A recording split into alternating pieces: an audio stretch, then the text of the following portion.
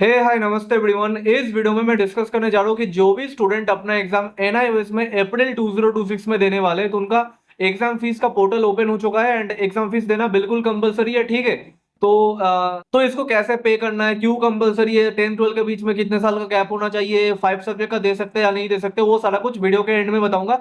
अभी ये बताऊंगा कि एग्जाम फीस एक्चुअली में देना कैसे है। ठीक है, तो तुम्हें गूगल में सिंपली इतना लिखना है एनआईओएस एग्जाम फीस। ठीक है, ये एक तरीका हुआ। तो यहाँ पे तुम sdms.nis.ac.in इस वाले वेबसाइट पे विजिट करोगे। ठीक है, तो ये वेबसाइट तुम्हारे सामने खुल जाएगा एंड यहाँ पे तुम अपना एनरोलमेंट नंबर यूज करके, यहाँ पे देख रहे हो enter your 12 digit enrolment number. तो तुम यहाँ पे जो आईडी कार्ड पे तुम्हें एनरोलमेंट नंबर मिला उसको यूज करके तुम यहाँ से अपना एग्जाम फीस दे पाओगे। अभी नीचे कुछ इसका गाइडलाइंस है वो भी पढ़ लेते हैं। ठीक है, कि फीस एक्चुअली लगता कितना है, कितना क्या देना है, वो सारा कुछ। तो यहाँ पे देखो विदाउट लेट फी 300 रुपए पर सब्जेक्ट। ठीक है, 300 rupees per subject without late fee. और अगर तुम्हारा कोई प्रैक्टिकल सब्जेक्ट है तो उसका एडिशनल फी 150 रुपए पर सब्जेक्ट। ठीक है, मतलब अगर कोई सब्जेक्ट है कि सिर्फ थ्योरी हो रहा है, जैसे इंग्लिश हो गया, मैथ हो गया, ठीक है, सोशोलॉजी, साइकोलॉजी, हिंदी, इन सब में सिर्फ थ्योरी होता है तो उसका सिर्फ 300 रुपए ही भरना है। ठीक है, और जो सब्जेक्ट है प्रैक्टिकल है, ठीक है, मतलब थ्योरी भी होता है प्रैक्टिकल भी होता है, तो उसका 450 रुपए भरना है। ठीक है, मतलब फिजिक्स हो गया, केमिस्ट्री हो गया, बायोलॉजी हो गया, डेटा एंट्री हो गया, पेंटिंग हो गया, इन सबका तुम्हें 450 रुपए भरना है। ठीक है, तो विदाउट एनी लेट फी। ठीक है, तुम कब तक फीस सबमिट कर सकते हो? 20 दिसंबर तक। ठीक है, 21 नवंबर से ये शुरू हो गया था। वैसे ये वीडियो मुझे पता नहीं मैं क्यों बना रहा हूँ, लेकिन कई लोगों के मेरे पास मैसेज आए, वो समझ में नहीं आ रहा था उनको कि फीस कैसे भरना है, 10-12 का गैप समझ में नहीं आ रहा, तो इस वजह से भी बना रहा हूँ। ठीक है, लेकिन फीस भरना तो बहुत ही सिंपल बात है। अब जो 20 दिसंबर लास्ट डेट है, 20 दिसंबर में 20 दिसंबर तक अगर तुम भर दोगे फीस तो तुम्हें कोई एक्स्ट्रा लेट फीस वगैरह नहीं देना पड़ेगा। और अगर उसके बाद अगर किसी को भरना है फीस, मतलब पैसे किसी के पास अगर ज्यादा है, तो भाई 21 दिसंबर से 31 दिसंबर तक तुम 150 रुपए पर सब्जेक्ट लेट फीस दे सकते हो। ठीक है, मतलब कि वो जो पीछे का फीस लगा 300 रुपए थ्योरी और 450 रुपए प्रैक्टिकल, वो तो देना ही है। उसके साथ 150 रुपए पर सब्जेक्ट और एक्स्ट्रा देना है। मतलब 5 सब्जेक्ट अगर ले रखे हो तो 150 इंटू 5 750 रुपए लेट फीस लग जाएगा। ठीक है, अब क्या है कि इससे भी ज्यादा किसी के पास पैसा है तो वो क्या कर सकता है कि 1 जनवरी से लेकर 10 जनवरी तक, 10 जनवरी लास्ट डेट फीस देने का, तो वो कंसोलिडेटेड 1600 रुपए भर सकता है। ठीक है, मतलब पहले जो लगा वो तो लग गया, ठीक है ना, पहले जो 1800 कुछ भी बन रहा था वो तो लग गया। ठीक है, मान लो इंग्लिश हिंदी पीसीएम है तो 1800 रुपए वहां तो लग गया, और उसके साथ 1600 रुपए और जोड़ना है लेट फीस। ठीक है, तो लेट फीस अगर किसी को देना हो तो ये लास्ट वाले डेट के साथ रुक सकते हैं, और अगर किसी को नहीं देना हो तो 20 दिसंबर तक वो अपना फीस दे सकते हैं। ठीक है, अब बात करते हैं कि फीस भरना कैसे है, क्या करना होता है। ठीक है, तो बात यह है कि बिना किसी को एक भी पैसा एक्स्ट्रा ना दिए, बिना किसी के पास ना जाए, हम अपना एग्जाम फीस खुद कैसे भर सकते हैं। ठीक है, तो इसके लिए यही वाला पेज जो मैंने खोला था nis.sdms.ac.in। ठीक है, एनआईओएस एग्जाम फीस गूगल पे लिख के सर्च करो तो ये वाला आ जाएगा। यहाँ पे लंबा चौड़ा हेडिंग है, एग्जाम फी फॉर रजिस्ट्रेशन अप्रैल में 2026। यहाँ पे तुम अपना बस एनरोलमेंट नंबर बिठाओ, जो आईडी कार्ड पे तुम्हारा एनरोलमेंट नंबर लिखा हुआ है वो बिठाओ। वो जब बिठाओगे और सबमिट पे क्लिक करोगे, ठीक है, तो तुम्हारा ऐसे करके खुल जाएगा सारा चीज। यहाँ पे ये कैंडिडेट का डिटेल है, ये हमारा स्टूडेंट है तो इनका डिटेल मैं पब्लिक नहीं कर सकता, तो मैंने ब्लर करके रखा है सारा कुछ। ठीक है, तो यहाँ पे इनको एग्जाम देना है English, mathematics, psychology, physics, chemistry. ठीक है, तो देखो कितना बैठेगा, 2 प्रैक्टिकल सब्जेक्ट फिजिक्स और केमिस्ट्री। ठीक है, मतलब 450, 900, एक इंग्लिश थ्योरी सब्जेक्ट 300, और ये 300, मतलब 900 और 900 1800, और क्या लगेगा दिखाता हूं मैं तुम्हें। ठीक है, आ गया स्टूडेंट का डिटेल सारा कुछ। ये इन सब्जेक्ट में इनको एग्जाम देना है तो टोटल बना 1870 रुपए, क्योंकि ये 70 रुपीज एनआईओएस के हर एक ऑनलाइन ट्रांजेक्शन के साथ तुम्हें 70 रुपीज देना पड़ेगा।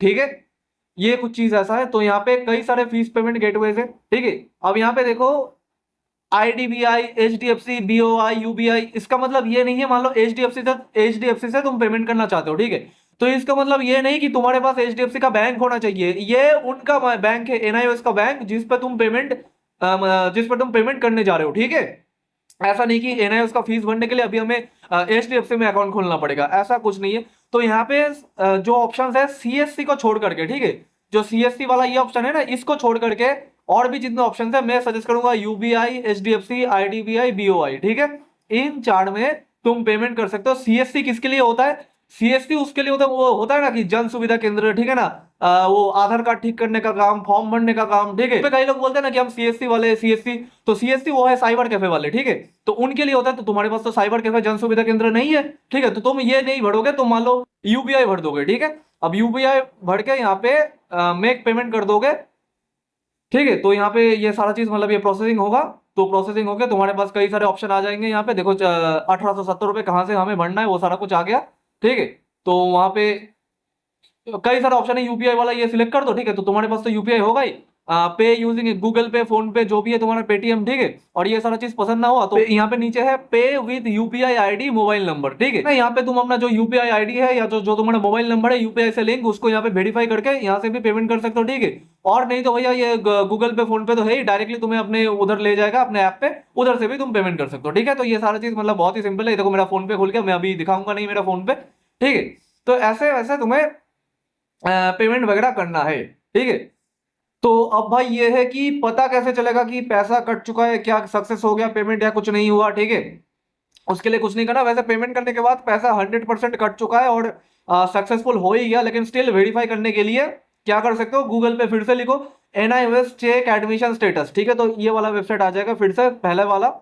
तो यहाँ पे तुम क्या कर सकते हो, अपना जो रेफरेंस नंबर, ईमेल या एनरोलमेंट नंबर, तो एनरोलमेंट नंबर से तुम यहाँ पे सबमिट कर सकते हो। ठीक है, तो मैं यहाँ पे एनरोलमेंट नंबर से सबमिट करूंगा, जो कि कट कर दूंगा, दिखाऊंगा नहीं, क्योंकि स्टूडेंट का डेटा है जो मैं शेयर नहीं करना चाहता। तो एनरोलमेंट नंबर से मैं अभी यहाँ पे सबमिट करूंगा। ठीक है, ये एनरोलमेंट नंबर फिलअप करने के बाद मैंने यहाँ पे सबमिट पे क्लिक किया। ठीक है, तो ये आ गया स्टूडेंट का डिटेल सारा कुछ यहाँ पे। तो इस पेज पे विजिट करने के बाद क्या तुम्हें करना है, एकदम नीचे स्क्रॉल करना है। ठीक है, एकदम नीचे, तो एकदम नीचे स्क्रॉल करने के बाद यहाँ पे तुम देख पा रहे हो। ठीक है, ये ट्रांजैक्शन आईडी है। तो देखो ये पहले रजिस्ट्रेशन किया था जो कि सक्सेसफुल हो गया था, पेड यस। और यहाँ पे एग्जाम फी जो कि अभी मैंने पेमेंट नहीं किया, तो इसलिए क्या दिखा रहा है, फेल दिखा रहा है। ठीक है, तो अगर पेमेंट कर दिया होता ये 1870 रुपए, तो ऐसे ग्रीन कलर में सक्सेस दिखा था। तो ऐसे तुम वेरीफाई कर सकते हो कि हाँ मेरा सक्सेसफुल हुआ है कि नहीं हुआ है। ठीक है, काफी सिंपल प्रोसेस है भाई। तो और भी कई तरीके हैं वेरीफाई करने का कि पैसा कट चुका है कि नहीं कट चुका। ठीक है, तो यहाँ पे पब्लिक एग्जाम वाले बॉक्स में ये जो यहाँ पे पॉप आउट हो रहा है ना, पे पब्लिक एग्जाम फी अप्रैल 2026, ये वाला। ठीक है, ऊपर वाला जो लिंक, ये टोटली गायब हो जाएगा। ठीक है, मतलब अगर पेमेंट सक्सेसफुल हो गया तुम्हारा उधर से, जैसे मैंने देखा कि सिर्फ एनरोलमेंट नंबर से कैसे पेमेंट कर सकते हो, ये गायब हो जाएगा। ठीक है, और जो ये नीचे लिखा है कि पे एफए एग्जाम फी, ये एफए एग्जाम फी तुम्हें नहीं देना, ये उनके लिए है जिनका मान लो पुराना कोई स्टूडेंट है जिनका पीसीपी क्लासेस छूट चुका है। तो पीसीपी क्लासेस के 10-10 नंबर होते हैं ना 20 में से, अगर मतलब 20 का प्रैक्टिकल है तो 10 नंबर का पीसीपी होता है, 50 का प्रैक्टिकल है तो 25 का पीसीपी है, 60 का प्रैक्टिकल है तो 30 का पीसीपी है। मतलब जो 50% ऑफ मार्क्स होता था प्रैक्टिकल मार्क्स, जिसका छूट चुका है उसके लिए ये एफए एग्जाम फीस है। ठीक है, ये तुम यहाँ पे क्लिक करोगे तो यहाँ पे दिखाएगा you are not allowed to perform this action. ठीक है, ये देखो यहाँ पे लिखा है ना यू आर नॉट अलाउड। तो ये सारा चीज यहाँ पे तुम्हें नहीं विजिट करना, तुम्हें ये पे पब्लिक एग्जाम फी इस वाले में विजिट करना है। ठीक है, तो ये ऑटोमेटिकली गायब हो जाएगा अगर तुम उधर से अपना फी पे करते हो, जो फी पे कर देते हो। ठीक है, तो जैसे देखो यहाँ पे ये आ गया फिर से वही चीज। ठीक है, फिर से ये फीस भरने को बोल रहे, तो ऐसे मान लो अगर इंग्लिश का देना है, साइकोलॉजी का देना है, मैथ का देना है, बाकी फिजिक्स केमिस्ट्री नहीं देंगे तो नहीं देंगे। वो कब देंगे, आने वाले सेशन पे कभी मन किया। और अगर नहीं भैया उतना रुक नहीं सकते, अभी देना है, तो ठीक है, तो उसके लिए 10th और 12 के बीच में मिनिमम 2 साल का गैप होना पड़ेगा। अब ये क्या चीज है इसको एक्सप्लेन करेंगे आगे। ठीक है, तो यहाँ पे फिर से वापस से वही सबमिट करके वही सारा चीज खुल जाएगा। ठीक है, वही फिर से तुम यहाँ पे नीचे आओगे तो मेक पेमेंट पे जाओगे, यहाँ पे CSC को सिलेक्ट नहीं करना, HDFC, IDBI, UBI, BOI ये सब सिलेक्ट करो। CSC को मत करना क्योंकि ये जन सुविधा केंद्र है, फॉर्म भरने का काम जो करते हैं। ठीक है, आधार कार्ड फोटो प्रिंट करवाने का काम, वो सारा कुछ उनके लिए है, तुम्हारे पास CSC वाला नहीं होगा। ठीक है, तो जैसे यहाँ पे मैंने सब्जेक्ट क्या क्या सिलेक्ट किया, इंग्लिश, मैथमेटिक्स, साइकोलॉजी, तो पैसा भी उतना ही बना 970। ठीक है, तो ये सारा चीज है। तो ऐसे करके तुम पेमेंट अपना कर सकते हो खुद ब खुद, किसी के पास जाना ही नहीं पड़ेगा। ये है मेथड की डैशबोर्ड लॉगिन करके पेमेंट करने का। और पिछले वाला जो मेथड था वो था बिना डैशबोर्ड लॉगिन किया, सिर्फ एनरोलमेंट नंबर से पेमेंट करने का। ठीक है, तो ये है एग्जाम फीस। तो ये मैंने दिखा दिया तुम्हें एग्जाम फीस कैसे पेमेंट करना है। ठीक है, सिंपल है भाई, अपना आईडी कार्ड से अपना एनरोलमेंट नंबर मिलेगा। ठीक है, जो मैंने हाइड करके रखा है क्योंकि ये स्टूडेंट का है। तो यहाँ से तुम अपना एनरोलमेंट नंबर के थ्रू सिर्फ पहले वाले मेथड से फीस पे कर सकते हो। और दूसरा वाला मेथड क्या है कि अपना स्टूडेंट डैशबोर्ड लॉगिन करो अपने ईमेल और पासवर्ड से। ईमेल वही वाला ईमेल है जो NIOS के एडमिशन लेते वक्त तुमने यूज किया था, और पासवर्ड उसी ईमेल पे NIOS ने तुम्हें भेजा होगा। अब मान लो तुमने किसी थर्ड पार्टी ब्रोकर से अपना एडमिशन किया, उसने पैसा उल्टा पुल्टा कुछ भी ले लिया, लूट लिया तुमसे, मतलब तुम्हें लूट लिया गया। ठीक है, तो उसके पास ही ईमेल और पासवर्ड होगा, उसको जाकर पकड़ो। वो अगर ना दे तो अपना आईडी कार्ड में ये एनरोलमेंट नंबर और डेट ऑफ बर्थ के थ्रू भी तुम क्या कहते हैं इसको, डैशबोर्ड को लॉगिन कर सकते हो और डैशबोर्ड से भी फी पेमेंट कर सकते हो। वो सारा कुछ मैंने वहां पे दिखा दिया। ठीक है, फिर यहाँ पे बात करते हैं कि ये 10th और 12 के बीच में जो गैप है ना, इसका मतलब क्या है, 10 और जो 12 के बीच में 2 साल का मिनिमम गैप होना चाहिए। ठीक है, 2 साल का मिनिमम गैप होने का मतलब क्या, मतलब कि अगर तुम्हारा टेंथ, ठीक है, अप्रैल 2024 में हुआ है, ठीक है, मतलब अप्रैल 2000, मतलब यू कहना चाहते हो अप्रैल 2024 तक से एनआईओएस के लिए कह रहा हूँ, ठीक है। मान लो तुम सीबीएसई के हो, ठीक है, सीबीएसई, आईसीएसई, ठीक है, फिर अपना West Bengal board, UP board, Rajasthan board, Gujarat board, MP board, Bihar board, कोई भी बोर्ड, ठीक है, तो उसका क्या सीन है। तो 2024 में अगर तुम पास आउट हो तभी तुम फुल 5 सब्जेक्ट में अपना एग्जाम दे पाओगे, ठीक है। मतलब 2 साल का मिनिमम गैप होना चाहिए, ठीक है। और मैक्सिमम कितना गैप होना चाहिए, तुम डर रहे हो कि 3 साल का गैप है हमारा, हमारा 4 साल का गैप बन जाएगा, हमारा 5 साल का गैप है। मैं कहता हूं तुम्हारा टेंथ अगर, मतलब तुम्हारा क्या भाई, मतलब सर जी आपका टेंथ अगर 1990 में हुआ है, ठीक है, और आपका ट्वेल्थ अभी करने जा रहे हो 2025 में, ठीक है, तो मान लो यू आपका जो कहते हैं 35 साल का ये गैप बन गया, ठीक है। फिर भी आप एनआईओ से 5 सब्जेक्ट से एग्जाम देके पासिंग सर्टिफिकेट ले प्राप्त कर सकते हो, मतलब आप एनआईओ से 12 पास कहलाओगे, ठीक है। तो मैक्सिमम कितना भी गैप हो चलेगा, मिनिमम 2 साल का गैप होना चाहिए टेंथ और 12 के पासिंग ईयर में। एनएस की तरफ से ग्लिच आ रहा था कि टेंथ वाले में सबको दिख रहा था उनका मंथ ऑफ पासिंग अक्टूबर है, ठीक है, तो ये एक्चुअली ग्लिच है। मान लो एनआईओ का मंथ ऑफ पासिंग वो तो मान लिया अक्टूबर में हो रहा है, कोई अक्टूबर में पास हो रहा है, लेकिन सीबीएसई वाले का रिजल्ट अक्टूबर में थोड़ी आता है, आईसीएसई वाले का रिजल्ट अक्टूबर में आता है, स्टेट बोर्ड वाले का रिजल्ट अक्टूबर में आता है, नहीं आता ना। तो ये चीज एनआईओ की तरफ से ग्लिच था, अभी ये ग्लिच रिमूव हो चुका है, अभी इसको लेकर टेंशन नहीं लेना, ठीक है। तो मतलब तुम्हारे टेंथ और 12 के बीच में 2 साल का गैप होना चाहिए, तब तुम फुल 5 सब्जेक्ट का दे सकते हो, ठीक है। और अभी मान लो किसी का टेंथ और 12 में 2 साल का गैप नहीं है, मान लो किसी ने टेंथ किया कि अभी किया इस साल 2025 में, ठीक है, अब वो चाहता है कि ट्वेल्थ में सारे सब्जेक्ट का देना चाहता है, ऐसा तो बिल्कुल पॉसिबल नहीं होगा, ठीक है, क्योंकि 2 साल का गैप तो बन ही नहीं रहा, ठीक है। 2026 अप्रैल तक 2 साल का गैप कहां से बन रहा है, 2025 और 26 में एक ही साल का गैप बन रहा है ना।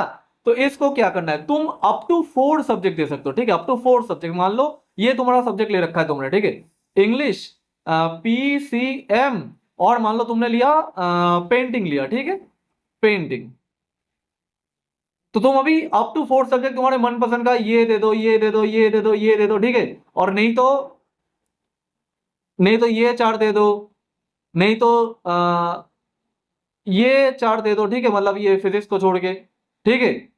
नहीं तो ऐसा मन किया तुमने, तुम्हें 4 सब्जेक्ट का नहीं देना, तुम्हें 4 सब्जेक्ट का नहीं देना, तुम्हें एक ही सब्जेक्ट का देना है, दे दो। 2 सब्जेक्ट का देना है दे दो, 3 सब्जेक्ट का देना है दे दो, 4 का देना है दे दो, 5 का देना है, नहीं दे पाओगे। मिनिमम 2 साल का टेंथ और 12 के बीच में गैप होना चाहिए। तुमने अगर 2025 में टेंथ अपना पास किया तो एक ही साल का गैप है तुम्हारे पास, इसलिए नहीं दे पाओगे। तो 4, 1, 2, 3 इनमें से कुछ भी दे दो, ठीक है। और अब तुम्हारा डर है कि मान लो ऐसा क्या, पीसीएम का दे दिया 3 सब्जेक्ट है, बाकी इंग्लिश और पेंटिंग का क्या होगा। तो इंग्लिश और पेंटिंग आने वाले सेशन में, मान लो अक्टूबर अक्टूबर 2026 में तुमने फिर से इंग्लिश का दे दिया, क्लियर कर लिया, ठीक है। और फिर तुमने अप्रैल में वापस से अप्रैल 2027 से उसका दे दिया, मान लो पेंटिंग छूट गया था वो वाला दे दिया। लेकिन अगर तुम्हें ऐसा लगता है कि नहीं सिर्फ पेंटिंग का नहीं देना, हमारा किसी सब्जेक्ट में कम नंबर आ गया ऐसा कुछ है, तो फिर से सारे सब्जेक्ट का भर दो, ऐसे करके एग्जाम फीस देके, ठीक है। रजिस्ट्रेशन एक ही बार होता है, ठीक है, रजिस्ट्रेशन दोबारा नहीं होता, एक ही बार रजिस्ट्रेशन होता है। एग्जाम देने के लिए एग्जाम फीस सबमिट करो और एग्जाम दो, एग्जाम फीस सबमिट करो और एग्जाम दो, एग्जाम फीस सबमिट करो और एग्जाम दो, ठीक है। बहुत ही सिंपल प्रोसेस है, रजिस्ट्रेशन बार बार नहीं होता। तो ये था टेंथ और 12 के बीच में गैप। और बाकी किसी का अगर मतलब सालों साल गैप है, 2 साल, 3 साल, 4 साल, 5 साल, 6 साल, 10 साल गैप है, 12 साल गैप है, 15 साल गैप है, 20 साल गैप है टेंथ और 12 के बीच, कोई फर्क नहीं पड़ता, ऑल 5 सब्जेक्ट का भी दे सकता है, ठीक है। और नहीं तो 1, 2, 3, 4 मनपसंद जितने का भी दे सकता है। और बाकी जो बच जाएगा वो कब दोगे, आने वाले सेशन में। मान लो अप्रैल वाले में दिए, अब अक्टूबर वाले में दे देना, फिर से नेक्स्ट ईयर के अप्रैल वाले में दे देना, या ऑन डिमांड में बैठ जाना, ठीक है। मतलब सीन यहाँ पे ऐसा है, पब्लिक एग्जाम वाले पब्लिक प्लस ऑन डिमांड दोनों में बैठ सकते हैं, ठीक है। लेकिन अगर मतलब जिसने फर्स्ट टाइम पब्लिक एग्जाम में अपना एडमिशन लिया उनकी बात कर रहा हूं मैं, ठीक है, फर्स्ट टाइम पब्लिक एग्जाम में लिया, मतलब कि स्ट्रीम 1 में, ठीक है, स्ट्रीम 1 और स्ट्रीम 2 में, ठीक है, क्योंकि स्ट्रीम 2 1 और अक्टूबर का आता है, वो फेल कंफर्ट वालों के लिए होता है, वो भी ऑन डिमांड में बैठ सकते हैं, ठीक है। लेकिन जो 3-4 स्ट्रीम ऑन डिमांड में एडमिशन लिया तो वो सिर्फ ऑन डिमांड में ही उनको खेलना पड़ता है, ठीक है। मतलब उनको फिर से ही ऑन डिमांड की एग्जाम फीस भरो और एग्जाम दो, एग्जाम फीस भरो और एग्जाम दो, ठीक है। ऐसा सीन टोटल यहाँ पे है, ठीक है। तो कुछ भी कंफ्यूजिंग लगे वापस रिप्ले करके देखो, समझ जाओगे। अब डाउट ये आता है कि मान लो कोई ऐसा है कि अक्टूबर अभी 2025 में एग्जाम दिया, ठीक है, और लग रहा है कि भैया फेल हो जाऊंगा, नहीं आएगा 75, ऐसा कुछ हो गया, खराब नंबर आएगा, तो मैं भी अप्रैल में एग्जाम देना चाहता हूँ, मैं क्या करूंगा, तो तुम रिजल्ट के लिए वेट करोगे, ठीक है। तुम यहाँ पे अपना जो रिजल्ट आएगा उसके लिए वेट करोगे। जैसे ही तुम्हारा रिजल्ट आएगा उसके बाद तुम्हारे लिए अलग से स्पेशल सा एक पोर्टल ओपन होगा, ऐसे ही फीस भरने वाला। उधर जाके तुम फीस अपना पेमेंट कर सकते हो, मन मर्जी का जितने का सब्जेक्ट देना है तुम्हें दे दो, कोई दिक्कत नहीं। यार हाँ यार, अप्रैल में दोगे, जेई में आराम से बैठ पाओगे, ठीक है, जेई 2026 में आराम से बैठ पाओगे, जोसा काउंसलिंग में तुम्हें लेंगे, ठीक है, कोई दिक्कत नहीं है इस चीज का। तो सीन यहाँ पे ऐसा है। और मान लो कोई ऐसा था कि मान लो अप्रैल 2025 में लिया था उसने, ठीक है, रजिस्ट्रेशन किया था, फिर उसके बाद सो गया, उसके बाद एग्जाम नहीं दिया उसने, ना तो अक्टूबर में दिया ना अप्रैल 2025 में दिया, तो ये डायरेक्टली 5 सब्जेक्ट भर सकता है अप्रैल 2026 के लिए, ठीक है, ये डायरेक्टली 5 सब्जेक्ट भर सकता है, ठीक है। सीन यहाँ पे ऐसा है। और लेकिन अगर ऐसा हो कि अक्टूबर 2025 में एग्जाम दिया या एग्जाम फीस भर रखे थे नहीं देने के, तो तुम भी रिजल्ट के लिए तुम्हें वेट करना पड़ेगा, बिना रिजल्ट आए तुम यहाँ पे एग्जाम नहीं दे सकते, ठीक है। तो यहाँ पे सीन ऐसा है, मतलब जिस सब्जेक्ट का तुमने एग्जाम दिया उसी सब्जेक्ट का अगर तुम्हें देना है अप्रैल में, तो उसके लिए तुम्हें रिजल्ट आने तक वेट करना पड़ेगा, ठीक है। तो टोटल सीन यहाँ पे ऐसा है। नहीं समझ में आया वापस रिप्लाई करके देखो, समझ जाओ। थैंक यू सो मच, ठीक है, एंड तक वीडियो देखने के लिए। बाकी मिलते हैं नेक्स्ट किसी वीडियो में, तब तक के लिए टेक केयर, बाय।